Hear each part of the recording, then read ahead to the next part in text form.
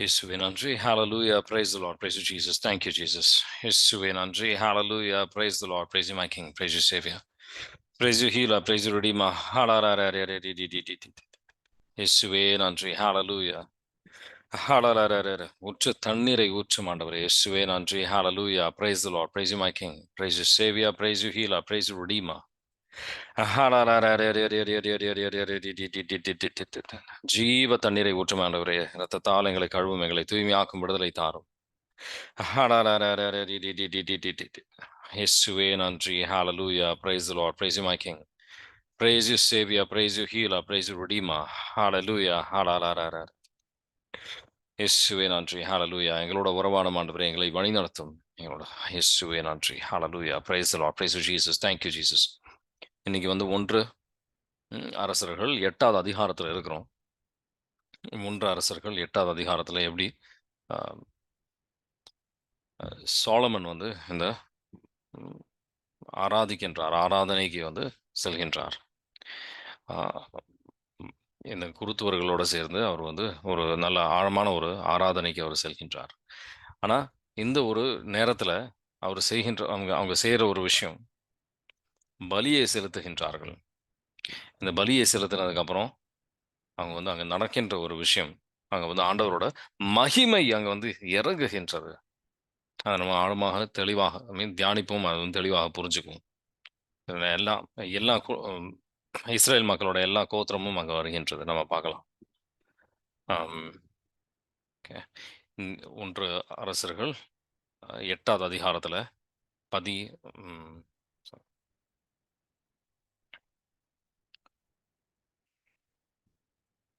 1 அரசர்கள் 8வது அதிகாரத்தில் 11லிருந்து 13 வரைக்கும் வாசிக்கிறீங்களா? 11 இல்லை, சாரி, 9லிருந்து 12 வரைக்கும். 9லிருந்து 12 வரைக்கும்.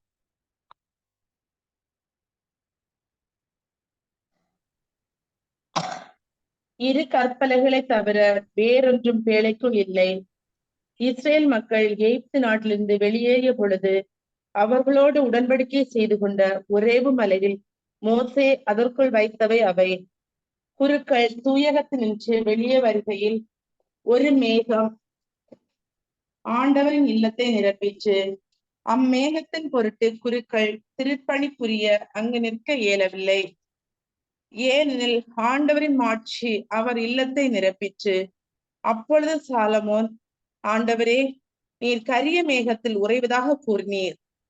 நீர் என்றென்றும் தங்கி வாழ ஓர் இல்லம் ஒன்றை உமக்காக நான் கட்டியுள்ளேன் என்றார். ஆமேன். ஆமேன். சரி, நம்ம இன்னைக்கு அதான் இதுதான் முக்கியமா தியானிக்க போறோம். ஆண்டவரோட மகிமை அங்க இறங்கி வருகின்றதை நம்ம பார்க்கலாம். இதில் எதனால ஆண்டவர் இவங்க துதிக்கின்றார்கள், குருத்துவர்கள் ஆண்டவருக்காக பணிவிடை செய்தார்கள் அப்படின்ட்டு போட்டிருக்கும். அது மகிமைப்படுத்துகின்றார்கள், துதிக்கின்றார்கள். ஸோ அங்கே நம்ம அதுதான் நம்ம முக்கியமாக தியானிக்க போகிற விஷயம். ஓகே, ஒரே நிமிஷம்.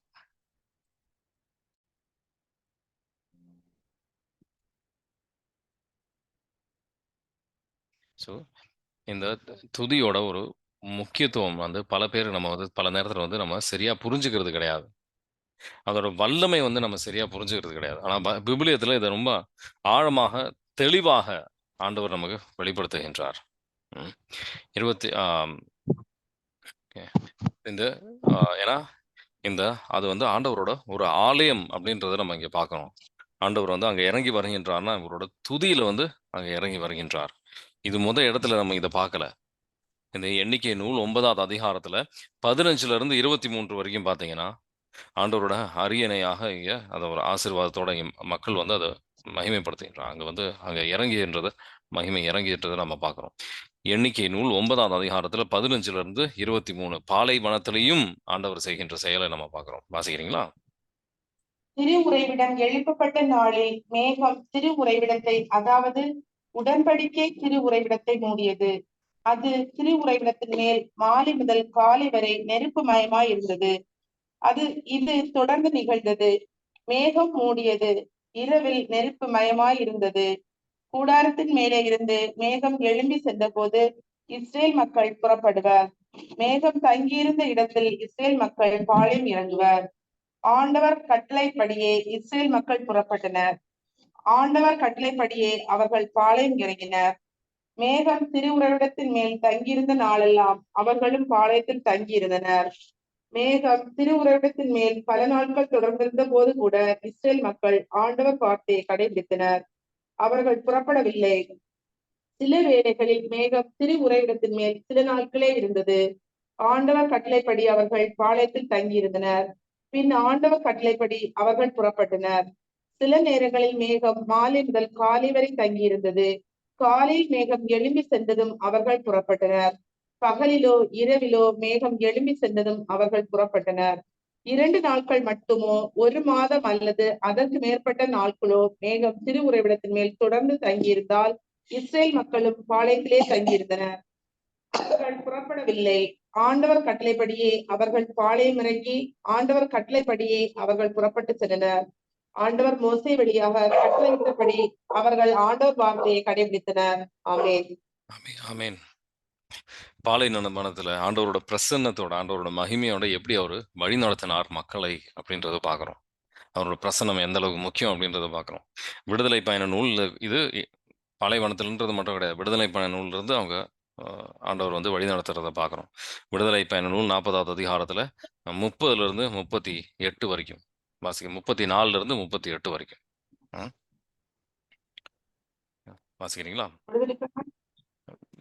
விடுதலை பயண நூல் 40வது அதிகாரத்துல 38லிருந்து 34லிருந்து 38 வரைக்கும். பின்பு மேகம் சந்திப்பு கூடாரத்தை மூடிற்று. ஆண்டவரின் மாட்சி திரு உறைவிடத்தை நிரப்பிற்று. சந்திப்பு கூடாரத்தின் மேலே மேகம் நின்றிருந்ததாலும் ஆண்டவரின் மாட்சி திரு உறைவிடத்தை நிரப்பியதாலும் மோசே உள்ளே நுழைய முடியாமல் போயிற்று. இஸ்ரேல் மக்கள் தங்கள் பயணத்தின் ஒவ்வொரு கட்டத்திலும் மேகம் திரு உறைவிடத்தை விட்டு எழும்பும் போதெல்லாம் புறப்பட்டு செல்வார்கள். மேகம் எழும்பாதிருக்கும் போதோ அது மேலே எழும்பு நாள் வரை அவர்கள் புறப்பட மாட்டார்கள். ஏனெனில் பயணத்தின் ஒவ்வொரு கட்டத்திலும் திரு உறைவிடத்தின் மேல் பகலில் ஆண்டவரின் மேகம் இருப்பதையும் இரவிலோ அதில் நெருப்பு இருப்பதையும் இஸ்ரேல் வீட்டார் காண்பார்கள். ஆமென். ஆமென். அற்புதமா வந்து எப்படி ஆண்டவர் வருகின்றார் அப்படின்றத பார்க்கணும்.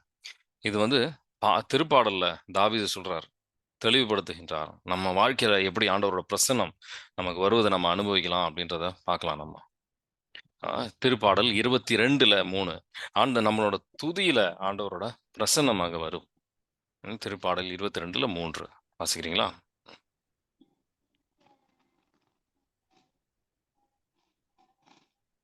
நீரோ தூயவராய் விளங்குகின்றீர். இஸ்ரேலின் புகழ்ச்சிக்கு உரியவராய் வீற்றிருக்கின்றீர். ஆமென். ஆமென். ஸோ இங்க முதல்ல நம்ம இது வந்து இன்னும் ஆழமா சிந்திக்க வேண்டியிருக்கின்றது. நம்ம பல நேரத்துல வந்து கோயிலுக்கு போகும்போது அங்க பாடல்கள் பாடுறாங்க. நம்ம வேற ஏதோ ஒரு யோசனையில இருக்கோம். வேற யாருக்கோ ஏதோ பண்ற மாரி. அப்படி இல்ல. நம்ம எப்படி எப்படி வந்து ஆண்டவர் நம்ம எப்படி ஜெபிக்கணும் அப்படின்னு சொல்றாருன்னு பார்ப்போம். நம்ம ஜெபத்துல என்ன சொல்றாரு? பரலோகத்தில் இருக்கும் எங்கள் பிதாவே உம்முடைய நாமம் அர்ச்சிக்கப்படுவதாக அப்படின்னு ஜெபிக்க அழைக்கின்றார். உம்முடைய நாமம் அர்ச்சிக்கப்படுவதாக. மத்தேயு 6வது அதிகாரத்துல 9வது வசனத்துல பார்த்திருக்கோம். இது ஆனா எந்த விதத்துல அவரை ஆராதிக்கணும், எந்த விதத்துல அவரை துதிக்கணும் அப்படின்னு பார்த்தீங்கன்னா, ஸோ எந்த விதத்துல துதிக்கணும் அப்படின்னு சொன்னா முழு உள்ளத்தோட, முழு ஆற்றலோட. லூக்கா நற்செய்தி 10வது அதிகாரத்துல 27. லூக்கா நற்செய்தி 10வது அதிகாரத்துல 27 வாசிக்கிறீங்களா?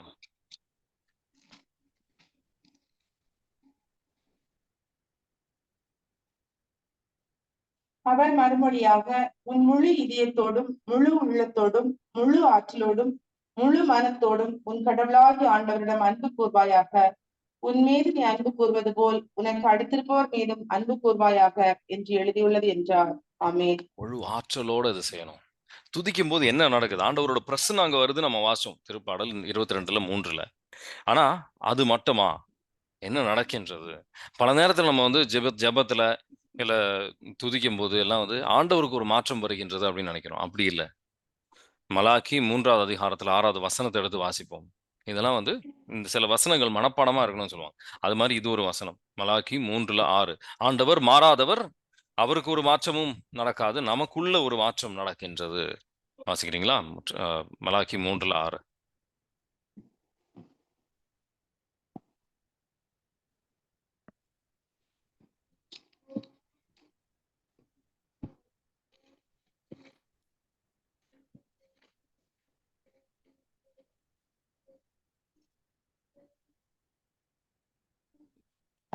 மலாக்கி 3வது அதிகாரத்துல 6வது வசனம்.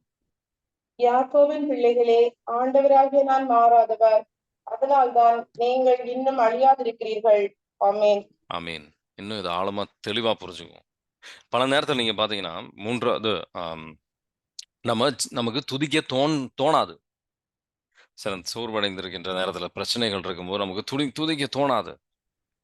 ஆனா உண்மையான ஒரு ஆன்மீக வளர்ச்சியினோட அடையாளம் அப்படின்றது, இயேசு ஆண்டவர் அவரு சிலுவை பயணத்துக்கு முன்னாடி அவர் செய்கின்றது என்ன செய்றார்? மத்தேயு 26வது அதிகாரத்துல 30வது வசனத்தை வாசிப்போம். 30, 31. அவர் இந்த பாடல்களை பாடி, புகழ் பாடல்களை பாடிட்டு அவர் சிலுவை மரணத்துக்கு செல்கின்றார். மத்தேயு 26ல 30, 31. அவர்கள் புகழ்பாடல் பாடிவிட்டு ஒலிவ மலைக்கு சென்றார்கள். அதன் பின்பு இயேசு அவர்களிடம், இன்றிரவு நீங்கள் அனைவரும் என்னை விட்டு ஓடி போவீர்கள். ஏனெனில் ஆயரை வெட்டுவேன், அப்போது மந்தையிலுள்ள ஆடுகள் சிதறடிக்கப்படும் என்று மறைநூலில் எழுதியுள்ளது. ஆமென். ஆமீன். அது பவுலும் சீலாசும் துதிக்கின்றார்கள். அங்கே என்ன நடக்குதுன்னு பார்ப்போம். திருத்தூதர் பணிகள் 16வது அதிகாரத்துல 25லிருந்து 34 வரைக்கும் வாசிங்கன்னா, அற்புதமான விஷயம். அவங்க கால்கள், கைகள் கட்டப்பட்டிருக்கின்றது. அந்த சூழ்நிலையில ஒரு விலங்குகளை போல் அவங்க காலும் கையும், இப்ப இந்த காலகட்டத்து மாதிரி கிடையாது. விலங்குகளுக்கு தான் அதிகமான ஒரு என்ன சொல்லணும்னா சட்டங்கள்லாம் இருக்கு நம்மளை விட. அந்த மாதிரி காலகட்டத்திலலாம் அப்படி இல்லை. விலங்குகளை விட மோசமாக காலும் கையும் மனிதர்களுக்கு கட்டப்பட்டிருக்கின்றது. அப்படி இருக்கும்போது ஆனாலும் ஆண்டவர் அடிப்பட்ட ஒரு சூழ்நிலையில அவங்க இருக்கிறாங்க. நம்மளா இருந்தா சூழ்வடைந்திருப்போம். அப்படி இல்லை, ஆண்டவரை துதித்து இருந்தாங்க. ஏன்னா அவங்களுக்கு விசுவாசம் இருந்தது. ஆண்டவரோட பிரசன்னம் அங்க இறங்கும், அவங்களுக்கு ஒரு ஆறுதல் ஆண்டவர் தருவார் அப்படின்ற ஒரு நம்பிக்கை இருந்தது. திருத்தூதர் பணிகள் 16வது அதிகாரத்துல 25லிருந்து 34 வரைக்கும் வாசிக்கிறீங்களா? நள்ளிரவில் பவுலும் சீலாவும் கடவுளுக்கு புகழ்பா பாடி இறைவனிடம் வேண்டினர். மற்ற கைதிகளோ இதனை கேட்டுக் கொண்டிருந்தார்கள். திடீரென ஒரு பெரிய நிலநடுக்கம் ஏற்பட்டது. சிறைக்கூடத்தின் அடித்தளமே அதிர்ந்தது. உடனே கதவுகள் அனைத்தும் திறந்தன. அனைவரின் விலங்குகளும் கழன்று விழுந்தன. சிறை காவலர் விழித்தெழுந்து சிறைக்கூடத்தின் கதவுகள் திறந்திருப்பதைக் கண்டு கைதிகள் தப்பி ஓடியிருப்பார்கள் என எண்ணி வாளை உருவி தற்கொலை செய்து கொள்ள முயன்றார். பவுல் உரத்த குரலில் அவரை கூப்பிட்டு, நீர் உமக்கு தீங்கு எதுவும் செய்து கொள்ளாதீர், நாங்கள் அனைவரும் இங்கேதான் இருக்கிறோம் என்றார். சிறை காவலர் உடனே ஒரு விளக்கை கொண்டு வர சொல்லி விரைந்தோடி வந்து நடுங்கியவாறே பவுல், சீலா ஆகியோரின் காலில் விழுந்தார். அவர்களை வெளியே அழைத்து வந்து, பெரியோரே, மீட்படைய நான் என்ன செய்ய வேண்டும் என்று கேட்டார்.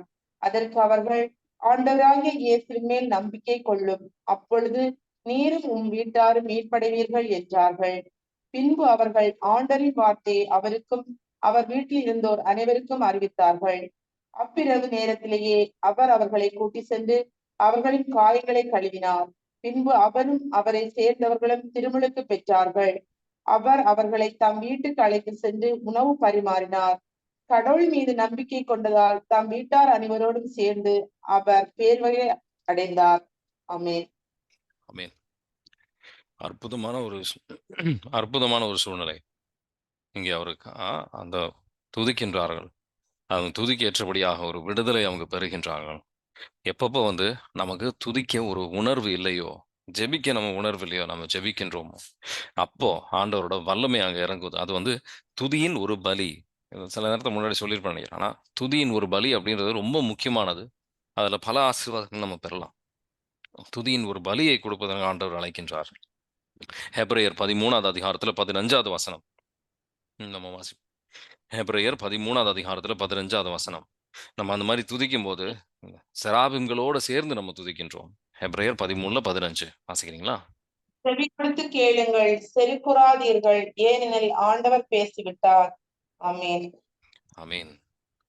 ஆண்டவர் பேசிவிட்டு நம்ம 13ல 15 தான் வாசிச்சீங்களா? எரேமியதனே. சாரி, ஹெப்ரியர். ஹெப்ரியர் 13ல 15.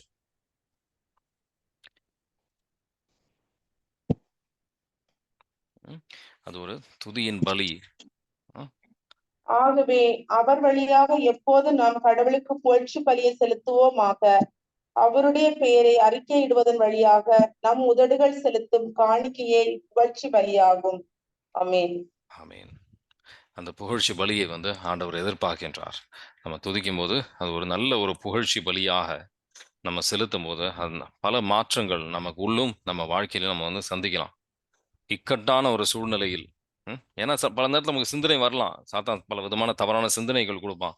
"என் கடவுளுக்கு கடவுள் செவிடா" அப்படின்ட்டு. எல்லா விதத்திலயும் ஜெபிக்கணும். எல்லா நேரத்திலயும் வந்து நம்ம துதிக்கணும், வந்து சத்தமா துதிக்கணும்னு அவசியம் கிடையாது. ஒரு ஒரு இடத்துல ஒரு ஒரு விதமாக நம்ம ஜெபிக்கணும். ஆனா எல்லா விதமான ஜெபங்களும் வேணும். இயேசு ஆண்டவரோட சிலுவை அ கெத்செமனே தோட்டத்துல அவர் எப்படி ஜெபிக்கின்றார் அப்படின்னு பார்ப்போம். ஹெப்ராயர் 5வது அதிகாரத்துல 7வது வசனம். இந்த ஜெபத்துல அவர் கேட்கப்பட்டார் அப்படின்னு போட்டிருக்கும். ஹெப்ராயர் 5வது அதிகாரத்துல 7வது வசனம். வாசிக்கிறீங்களா? அவர் இவ்வுலகில் வாழ்ந்த காலத்தில் தம்மை சாவிலிருந்து காப்பாற்ற வல்லவரை நோக்கி உரத்த குரல் எழுப்பி கண்ணீர் சிந்தி மன்றாடி வேண்டினார். அவர் கொண்டிருந்த இறைப்பற்று கலந்த அச்சத்தை முன்னிட்டு கடவுள் அவருக்கு செவி சாய்த்தார். ஆமென். ஆமென். கடவுள் அவருக்கு செவி சாய்த்தார். அ அந்த மாரி ஒரு கத்தி ஜெபிக்க வேண்டிய ஒரு சூழ்நிலைக்கு அவர் தள்ளப்படுகின்றார். வேதனையில இருக்கின்றார்.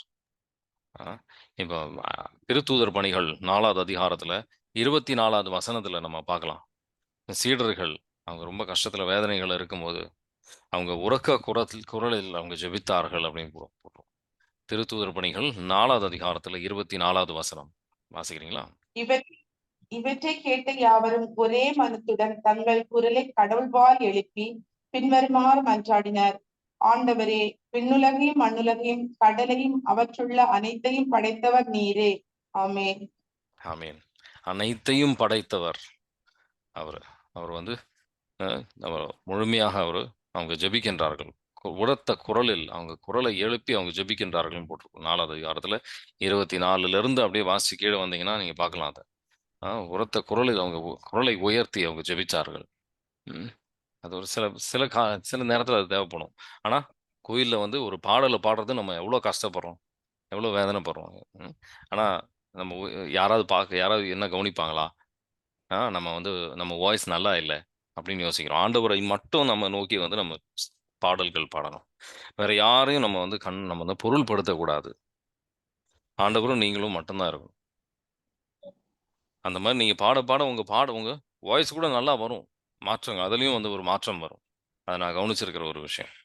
பாட, பாட ஆண்டவருக்கு ஏற்றபடியாக நீங்க பாட, பாட உங்க வாய்ஸ்லயும் ஒரு மாற்றத்த ஆண்டவர் கொண்டு வருவார். ஆனா நம்பிக்கையோட ஜெபிக்கிறது, நம்ம இந்த மாரி ம் இது அ அ ஒரு முழு ஆற்றலோட ஜெபிக்கிற எத்தன பேர் நமக்குள்ள மத்தியில இருக்கிறோம். ரொம்ப குறைவானவர். ஆண்டவரோட கிருபை அங்க இறங்குவது கிடையாது. இது முன்னாடி வந்து அந்த காலகட்டத்தில சோலமன் காலகட்டத்தில பார்த்தீங்கன்னா, அந்த கோயில்ல ஆண்டவரோட பிரசன்னம் இருக்கும். அதனால அங்க கோயில்ல தான் போகணும். இப்ப அந்த மாரி இல்ல. 1, 2 பேர் வந்து அவர் நாமத்தில் நம்ம கூடி ஜெபிக்கும்போது, ஆண்டவரோட வல்லமை அங்க இறங்கும். ஆண்டவர் உறுதியான ஒரு மாற்றத்தை நமக்குள்ளேயும் அ வாழ்க்கையிலும் நம்ம சூழ்நிலையும் கொண்டு வருவார். ம். அந்த விடுதலைகள் வரும். பவுலும், சீலாசும் அனுபவிச்சது போல வாழ்க்கையில விடுதலைகள் வரும். சில சூழ்நிலைகளுக்கு நம்ம வந்து ஃபாஸ்டிங்கோட ஜெபிக்க வேண்டிய ஒரு அவசியம் வரலாம். இல்லன்னு சொல்லல. ஆனா விடுதலைகள் உறுதியாக வரும். திருப்பாடல் 33ல திருப்பாடல் 33ல 3வது வசனம். வாசிக்கிறீங்களா? திருப்பாடல் 33ல 3வது வசனம். புது பாடல்களோட ஜெபிக்க ஆண்டவர் அழைக்கின்றார். புது புதுமையான பாடல்களோட ஜெபிக்க புத்தம்புது பாடல் ஒன்றை அவருக்கு பாடுங்கள். திறம்பட இசைத்து மகிழ்ச்சி குரல் எழுப்புங்கள். ஆமென். ஆமீன். இங்க ஆண்டவரோட புத்தம்புது பாடலோட ஜெபிங்க. அது வந்து ஒரு விடுதலையின் ஒரு அடையாளம். சில பேருக்கெல்லாம் வந்து ஜெபிக்கும்போது அந்நிய பாஷை வந்தது. அதுக்கப்புறம் இன்னும் புது புது அந்நிய பாஷைகள், வார்த்தைகள் வருகின்றது அப்படின்னுவாங்க. புது புது விடுதலைகள், புது புது விதமான அவங்க அர்ப்பணங்களுக்கு வரும்போது அத பார்ப்பாங்க. ம். இந்த பாவத்தினால தான் வந்து அந்த இஸ்ரேல் மக்களோட வாழ்க்கையிலிருந்து அந்த மகிமை, ஆண்டவரோட மகிமை அங்க இறங்குகின்றத நம்ம பார்க்கிறோம். அது பாவத்தினால அவங்கள விட்டு விலகி செல்கின்றத நம்ம பல இடத்துல பார்க்கலாம். ஆனா எசேக்கியேல் காலகட்டத்தில அ அந்த 43வது அதிகாரத்தில பார்த்தீங்கன்னா, எசேக்கியேல் புத்தகம் 43வது அதிகாரம் 1லிருந்து 5 வரைக்கும் பார்த்தீங்கன்னா, அந்த மகிமை திரும்பி வருவதை நம்ம பார்க்கிறோம். ஆனா இப்போ இந்த காலகட்டத்தில இயேசு ஆண்டவர் வழியாக அந்த மகிமை நம்ம வாழ்க்கையில வருகின்றது. யோவான் நற்செய்தி 1வது அதிகாரத்தில 14வது வசனம். அதை எந்த அளவுக்கு நம்ம வந்து உணருகின்றோம். யோவான் நற்செய்தி 1வது அதிகாரத்தில 14 வாசிக்கிறீங்களா? வாக்கு மனிதரானார், நம்மிடையே குடிகொண்டார். அவரது மாட்சியை நாங்கள் கண்டோம். அருளும் உண்மையும் நிறைந்து விளங்கிய அவர் தந்தையின் ஒரே மகன் என்ற நிலையில் இம்மாட்சியை பெற்றிருந்தார். ஆமென். ஆமென். மாட்சியை பெற்றிருந்தார். மத்தேயு 17ல பார்த்தீங்கன்னா, எப்படி அந்த மாட்சியை வந்து இயேசு ஆண்டவர் இருக்கும்போது வந்து உலகத்தில இருக்கும்போது அது பார்க்குறோம், நம்ம பார்த்துருக்கோம். ஆ இயேசு ஆண்டவர் திரும்பி போகும்போதும், அந்த மாட்சியில அவர் எடுக்கப்படுகின்றார். திருத்தூதர் பணிகள்ல 1வது அதிகாரத்தில 9வது வசனம். திருத்தூதர் பணிகள் 1வது அதிகாரத்தில 9வது வசனம். அவர் மாட்சியில் எடுக்கப்படுகின்றார்.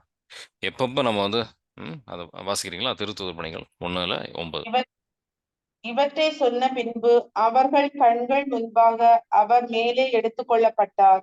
மேகம் ஒன்று அவரை எடுத்து சென்று அவர்கள் பார்வையிலிருந்து மறைத்து விட்டது. ஆமென்.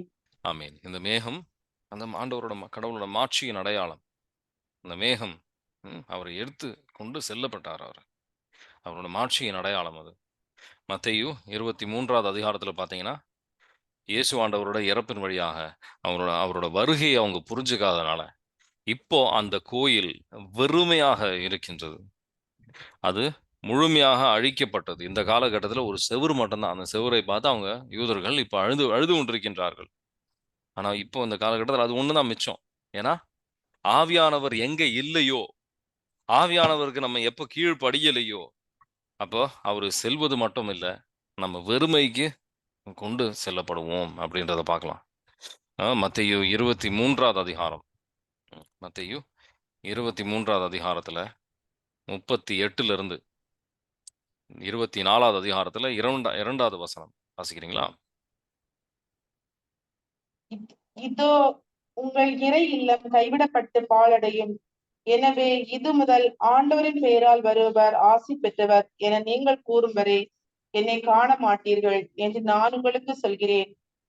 இயேசு கோவிலை விட்டு வெளியே சென்று கொண்டிருந்த போது அவருடைய சீடர்கள் கோவில் கட்டடங்களை அவருக்கு காட்ட அவரை அணுகி வந்தார்கள். அவர் அவர்களை பார்த்து, இவற்றையெல்லாம் பார்க்கிறீர்கள் அல்லவா? இங்கே கற்கள் ஒன்றின் மேல் ஒன்று இராதபடி எல்லாம் இடிக்கப்படும் என உறுதியாக உங்களுக்கு சொல்கிறேன் என்றார். ஆமென். ஆமென்.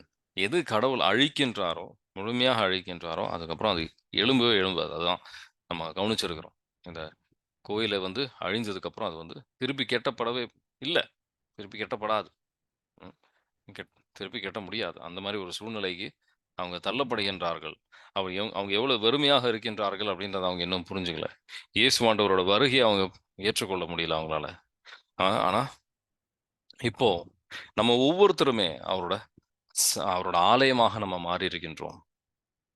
அத நம்ம உணருகின்றோமா? எந்த அளவுக்கு நம்ம ஒரு தூய்மையில இருக்கணும் அப்படின்றத புரிஞ்சுக்கிறோமா? 1 கொரிந்தியர் 6வது அதிகாரத்துல 1 கொரிந்தியர் 6வது அதிகாரத்துல 19ம், 20ம் வாசிக்கிறீங்களா? 1 கொரிந்தியர் 6வது உங்கள் அதிகாரத்துல உடல் 19, 20. உங்கள் உடல் நீங்கள் கடவுளிடமிருந்து பெற்றுக்கொண்ட தூய ஆவி தங்கும் கோவில் என்று தெரியாதா? நீங்கள் உங்களுக்கு உரியவர் அல்ல. கடவுள் உங்களை விலை கொடுத்து மீட்டுள்ளார். எனவே உங்கள் உடலால் கடவுளுக்கு பெருமை சேருங்கள். ஆமென். என்ன விலை?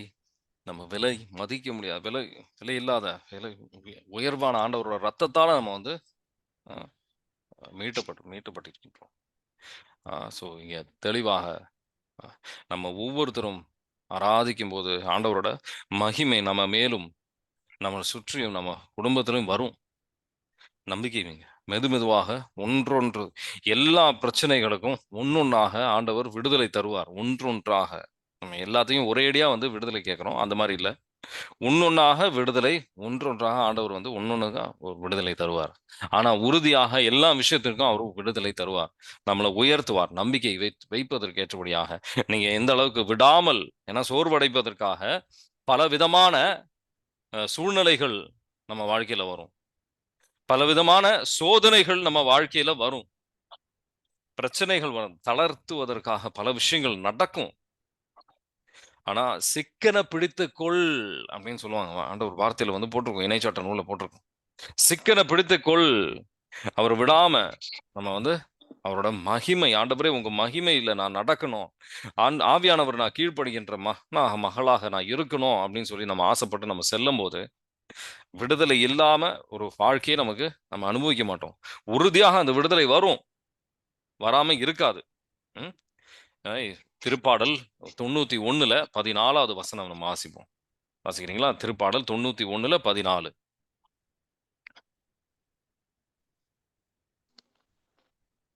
திருப்பாடல் 91ல 14. அவர்கள் என் மீது அன்பு கூர்ந்ததால் அவர்களை விடுவிப்பேன்.